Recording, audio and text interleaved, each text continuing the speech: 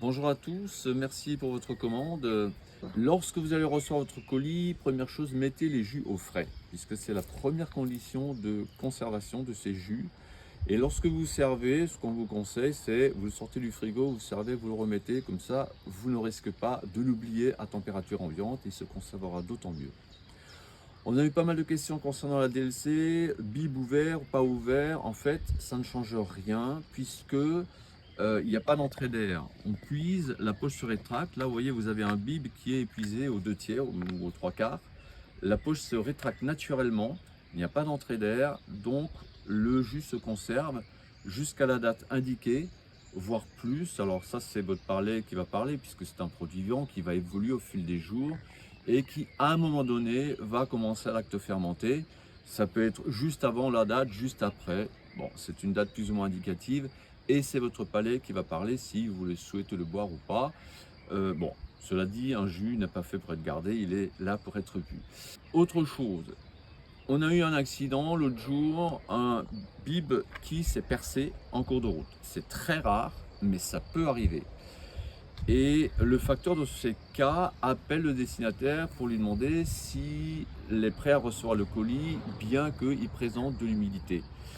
Et dans ces cas, nous vous conseillons, oui, de le prendre, de ne pas le refuser. Pourquoi? Parce que si un bib est percé, ça ne veut pas dire que les trois sont percés.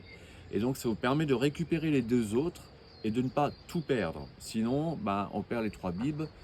Vous n'avez pas de jus, du moins pas dans l'immédiat. Nous, ça nous oblige à en renvoyer un, ça nous fait 60 € de perte. Voilà, donc on vous conseille de récupérer ce que vous pouvez récupérer et ce qui est percé, vous nous le signalez, on vous le renverra sans problème.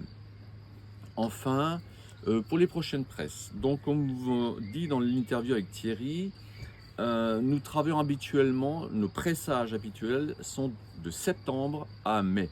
Et juin, juillet, août, en raison de la météo, de la chaleur, on n'en voit pas trop.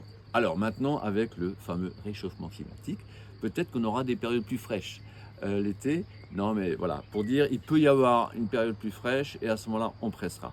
Mais ça, c'est aléatoire et ça va vraiment dépendre de la météo. Malgré l'emballage thermique, une exposition à des degrés, à des températures importantes finiront quand même par avoir raison des jus.